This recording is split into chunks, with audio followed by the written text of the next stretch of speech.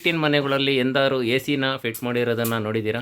ನಮಸ್ತೆ ಸ್ನೇಹಿತರೆ, ನಾನು ನಿಮ್ಮ ಸ್ವಾಮಿ ತುಮಕೂರು. ಇವತ್ತೊಂದು ಕಸ್ಟಮರ್ ಮನೆಗೆ ಎ ಸಿ ಫಿಟ್ ಮಾಡೋದಕ್ಕೆ ಬಂದಿದ್ದೀನಿ. ಯಾವ ಥರ ಇದೆ ಅಂತಂದರೆ, ಎ ಸಿ ಇರೋವಂಥ ಮನೆಗೆ ಮೋಲ್ಡಿಂಗ್ ಮನೆಗೆ ಹಾಕಿಸ್ಕೊಂಡಿರ್ತೀರ, ಆದರೆ ಶೆಡ್ಗಳಿಗೆ ಹಾಕಿಸ್ಕೊಂಡಿರ್ತೀರ. ಆದರೆ ಇಲ್ಲಿ ಎ ಸಿ ಹಾಕಿಸ್ಕೊಂಡು ನೋಡಿದ್ದೀರಾ?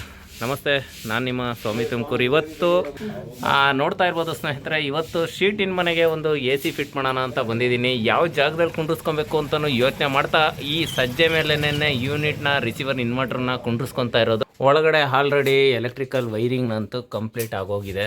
ಇಲ್ಲಿ ಮನೆಗಳಲ್ಲಿ ಎಂದಾರು ಎ ಸಿನ ಫಿಟ್ ಮಾಡಿರೋದನ್ನು ವಿಡಿಯೋನ ಎಲ್ಲೂ ಸ್ಕಿಪ್ ಮಾಡ್ದಂಗೆ ಪೂರ್ತಿ ನೋಡಿ. ಯಾಕೆ ತೋರಿಸ್ತಾ ಇರೋದು ಅಂತಂದರೆ, ಈಗ ಆಲ್ರೆಡಿ ಇಲ್ಲಿರ್ತಕ್ಕಂಥ ಸ್ಪೇಸ್ ಜಾಗದಲ್ಲಿ ಸೀಟಿಂಗ್ ಮನೆ ಇರುವಂಥದ್ದಕ್ಕೆ ಇಲ್ಲಿ ನಾವು ಕರೆಕ್ಟಾಗಿ ಇಲ್ಲಿ ಎ ಸಿನ ಫಿಟ್ ಮಾಡ್ಕೊಬೇಕು. ಕಡೆಗೆ ಇನ್ವರ್ಟರ್ನ ಹಾಕೊಬೇಕು, ಒಳಗಡೆ ಎ ಸಿ ಇದನ್ನು ಹಾಕೊಬೇಕು. ಆದರೆ ಅದು ಉದ್ದನೆ ಬಿಟ್ಟು ಸಹ ಬೇಕು, 16 ಇಂಚಿನ ಬಿಟ್ಟಬೇಕು ಅಂತಂದ್ರು ನಮ್ಮ ಸ್ನೇಹಿತರಿಗೆ ನಾನು ಸಹ ಸಹಾಯ ಮಾಡಿದೆ.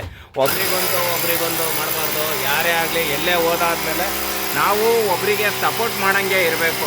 ನಮ್ಮ ಹತ್ರ ಇಲ್ಲಪ್ಪ ಅಂತ ಅನ್ನಂಗೆ ಇರಬಾರ್ದು. ಅವ್ರ ಕಷ್ಟಕ್ಕೆ ನಾವು ಭಾಗಿಯಾಗಬೇಕು, ನಮ್ಮ ಕಷ್ಟಕ್ಕೆ ಅವ್ರು ಭಾಗಿಯಾಗಬೇಕು.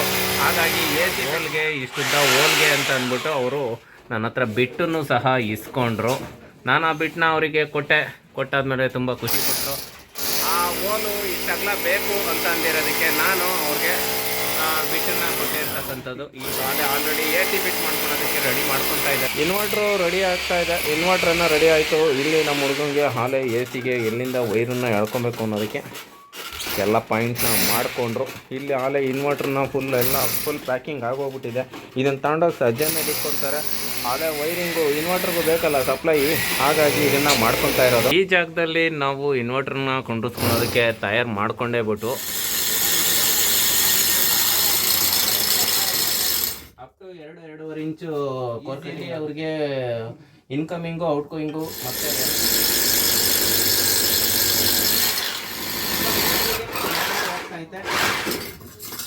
ನೀಟಾಗಿ ಹೋಲಾಯಿತು. ಫುಲ್ ಕಂಪ್ನಿನಲ್ಲಿ ಒಂದು ತೂತನ್ನು ಸಹ ಹಾಕ್ಕೊಟ್ಬಿಟ್ಟೆ. ಅವ್ರು ಈಗ ರಸಮಟ್ಟೆ ಹಿಡ್ಕೊಂಡು ಲೆವೆಲ್ನ ಮಾಡ್ಕೊತಾ ಇದ್ದಾರೆ. ಮಾರ್ಕಂತೂ ಮಾಡ್ಕೊಂಡಿದ್ದಾರೆ, ಡಿಸ್ಟೆನ್ಸ್ನ ಡಿಪೆಂಡ್ ಮಾಡ್ಕೊಂಡಿದ್ದಾರೋ ಏನೋ ಗೊತ್ತಿಲ್ಲ. ಆದರೂ ಕೊನೆ ತಕ್ಕ ವೀಡಿಯೋನ ನೋಡಿ ಎಲ್ಲಿ ಸ್ಕಿಪ್ ಮಾಡ್ಕೊಂಡ್ರು. ಈಗ ಡ್ರಿಲ್ ಹೋಲ್ ಹಾಕೋಣೋದಕ್ಕೆ ರಫ್ ಸ್ಕೆಚ್ನು ಸಹ ಹಾಕ್ಕೊತಾ ಇದ್ದಾರೆ.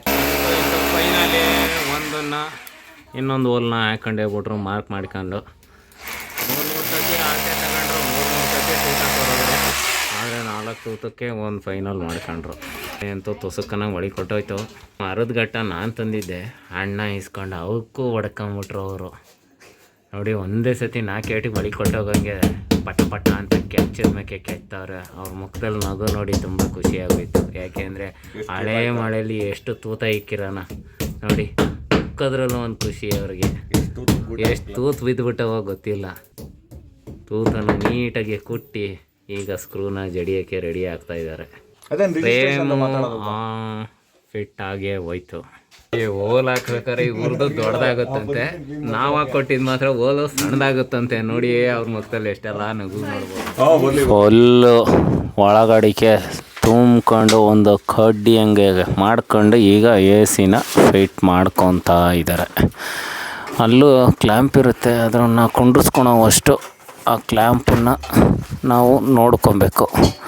ಅದು ಈಗ ಹಾಕಿದ್ದು ಪೈಪ್ ಯಾವುದು ಅಂದರೆ ವಾಟ್ರ್ ಪೈಪು, ಫ್ಲೋ ಆಗೋದಕ್ಕೆ. ಇಲ್ಲೆಲ್ಲ ಓವರ್ ಆಗಿದ್ದೆಲ್ಲ ಅಲ್ಲ ಹಸಿ ಬರುತ್ತೆ. ಅಣ್ಣ ಅಲ್ಲಿ ತುರ್ಕಿದ ಪೈಪು ಇಲ್ಲ ಬಂದೈತೆ. ಇಲ್ಲಿ ಏನು ಮಾಡ್ತಾರೆ ಅಂತ ಗೊತ್ತಿಲ್ಲ. ನೋಡಿ, ಇಲ್ಲಿಗೂ ಸಹ ಸಪ್ಲೈದು ಬಂದ್ಬಿಟ್ಟೈತೆ. ಬಂದು ಇಲ್ಲಿ ನೇತಾಡ್ತೈತೆ ಅಣ್ಣಂದು. ಸಿಂಬೆ ಸುತ್ಕೊಂಡಂಗೆ ಸಹ ಸಿಂಬೆ ಥರ ಸುತ್ಕೊಂಡು ಅಲ್ಲಿ ಇಕ್ಕೊತಾ ಇದ್ದಾರೆ. ಮೇಲ್ಗಡಿಕೆ ಇನ್ವರ್ಟ್ರ್ ಬರುತ್ತೆ, ಫುಲ್ ಹಿಂದ್ಗಡಿಕೆ ಅದನ್ನು ಕೊಂಡಿಸ್ಕೊತಾರೆ.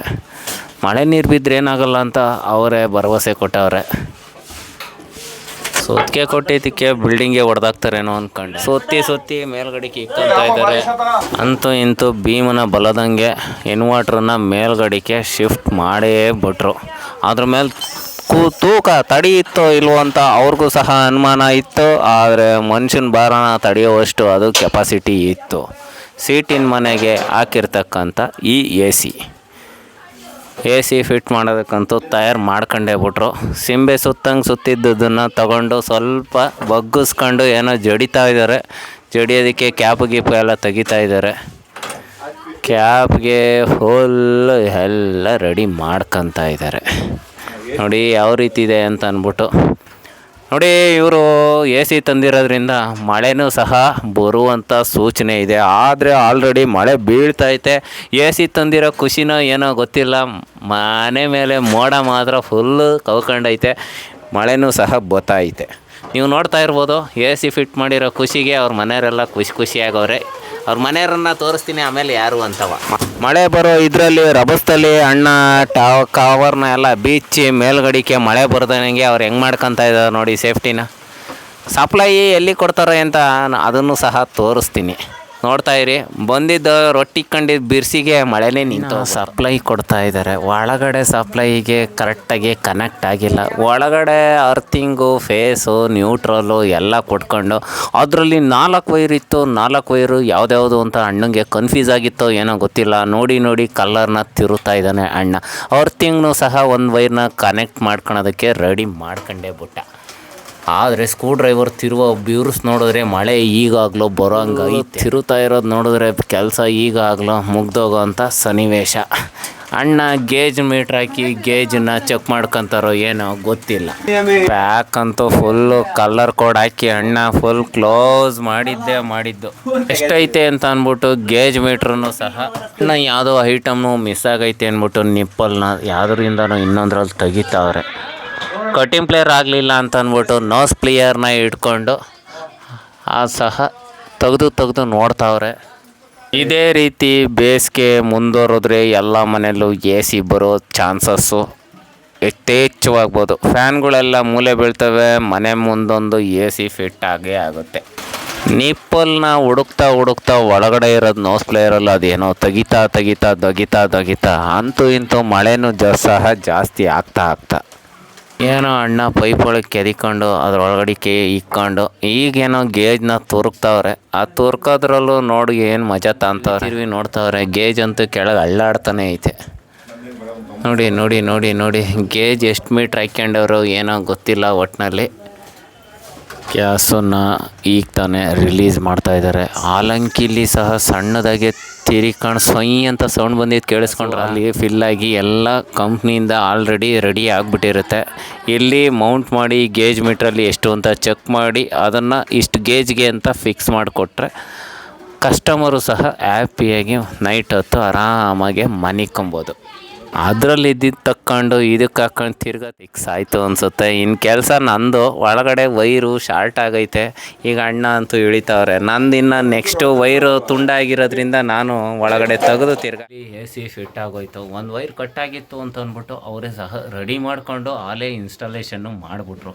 ಆನ್ ಮಾಡಿ ನೋಡಿದ್ಮೇಲೆ ಎ ಸಿ ಇನ್ವರ್ಟ್ರು ಆನ್ ಆಗಿರಲಿಲ್ಲ.